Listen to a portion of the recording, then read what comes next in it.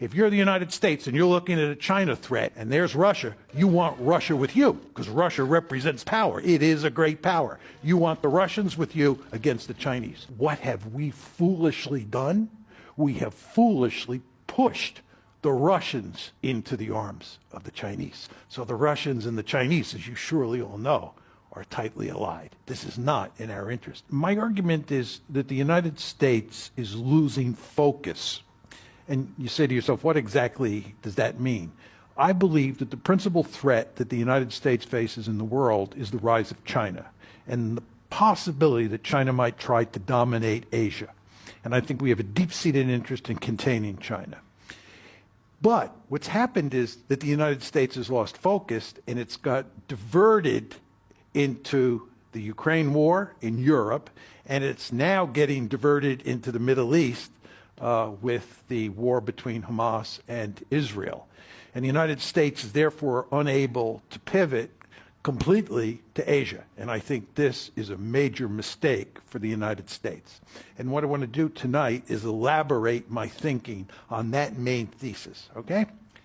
The best starting point for thinking about this issue is just to talk about the global balance of power. It's very important to understand that most of the young people in the audience came of age during the unipolar moment. The period from 1989, when the Cold War ended, up until about 2017 is commonly known as the unipolar moment. And what that means is that there was only one great power on the planet. And that one great power was the United States of America. This is a world that Australians almost to a person loved, because the United States provided security for you, and there was no China threat, there was no Soviet threat, and you were able to grow economically in all sorts of ways to become more prosperous. This was the unipolar moment. But it's very important to understand that what's happened is that the unipolar moment is in the rearview mirror. It's gone. We are now in a multipolar world where we went from one great power to three great powers: the United States, China, and Russia. And we now consider Russia a great power because Vladimir Putin, since he took over in 2000, has brought the Russians back from the dead.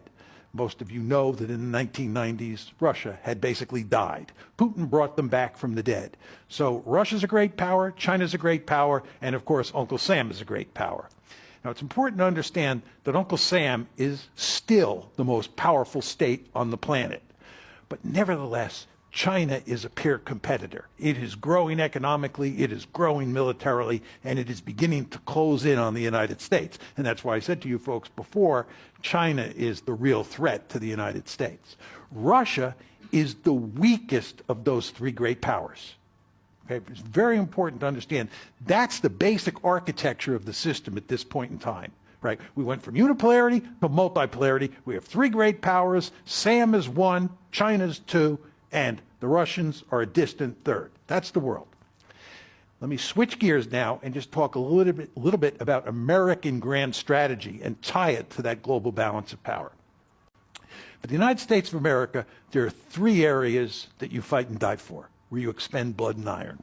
Those three areas of the world are Europe, East Asia, and the Persian Gulf. You care about Europe and you care about East Asia because that's where the great powers are. And if you're the United States of America and you're a great power, you care about the other great powers.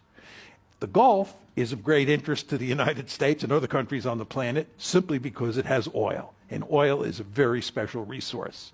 And the United States does not want any country controlling all of the oil in the Persian Gulf. So the United States has a deep-seated interest in maintaining a balance of power in the Persian Gulf. Now, we have these three areas of the world: East Asia, Europe, and the Gulf. Historically, the United States has cared the most about Europe. Europe has been historically much more important than East Asia. And that's because the most powerful great powers on the planet have been located mainly in Europe. Nazi Germany was a much greater threat than Imperial Japan. The Soviet Union, which spanned Europe and Asia, had most of its military might concentrated in Europe. So we have long had a Europe first policy. That changed after 2017. For the first time in American history, East Asia is the most important area of the world for us. Why is that the case? One very simple reason. Who's the peer competitor out there? It's not Germany, it's not Russia, it's China. Where is China located? It's located in East Asia. Therefore, East Asia is the most important area of the world. And what I'm telling you is that the United States should pivot, right, to East Asia and not get bogged down in Europe. The Russians don't matter that much. They're not a threat to dominate Europe. And the Persian Gulf does not have a potential hegemon sitting in that region. There's no one country that's going to take over all the oil. So we're, in an ideal world, free to pivot. But we've not fully pivoted. And what I'm telling you, and I'm going to lay this out in more detail, is we are going to get more deeply involved in Ukraine and in the Middle East than we already are. And in both cases, the problem is not going to go away. The situation regarding Ukraine and Russia is going to get worse with time for us, and the Israeli-Palestinian conflict and the problems in the Middle East are going to get worse as well. Darkness ahead in both regions, and what does that mean? It means it's difficult to pivot. One final point. Very important to understand that if the United States is worried about dealing with China, and there's one other great power in the system, and that other great power is Russia. You want Russia on your side of the ledger. In other words, if you're the United States and you're looking at a China threat, and there's Russia, you want Russia with you, because Russia represents power. It is a great power. You want the Russians with you against the Chinese. What have we foolishly done? We have foolishly pushed the Russians into the arms of the Chinese. So the Russians and the Chinese, as you surely all know, are tightly allied. This is not in our interest. It should be Uncle Sam and the Chinese. Uncle Sam and the Russians that are tightly allied against China. That's the basic situation that we face. This is why I say we've lost focus and we're in trouble. Now, what I want to do is I want to unpack it for you. I want to unpack this argument in greater detail. Number one, I want to briefly talk about East Asia and what's happened with regard to U.S. policy toward China. That's pretty straightforward. But then I want to get into the tricky issues, one, Ukraine, and two, the Middle East. Talk about the Ukraine war and the Israel-Palestine conflict and its potential for escalation, and make my point that we're going to have a tough time fully pivoting to East Asia. Let's start with Ukraine. Let me just give you a little bit of background on the history of the Ukraine problem, so you have a feel for sort of how this got started and why we're in the present situation. When the Cold War ended, the United States debated whether or not to expand NATO eastward. And we decided in the early 90s, the Bill Clinton administration did, that we were going to expand NATO eastward. And the Russians made it unequivocally clear from the beginning this was unacceptable. They just were opposed. But they were very weak in the 1990s. Remember what I said before? And they were even very weak in the early 2000s. This is before they are brought back from the dead by Putin.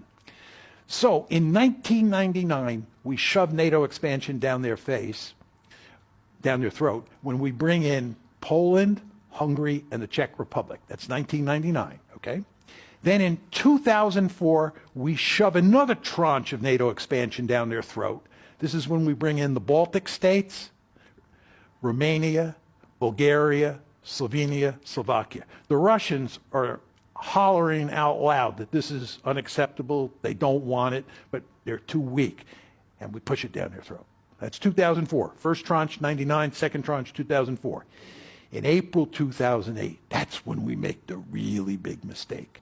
We say at Bucharest, the annual NATO summit at Bucharest, April 2008, we're bringing Ukraine and Georgia into the alliance.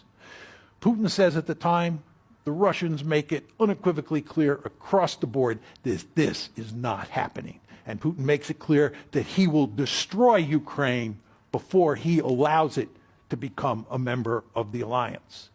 The Americans think that they can just shove it down Putin's throat, just like they did in 1999, just like they did in 2004. So we continue to push.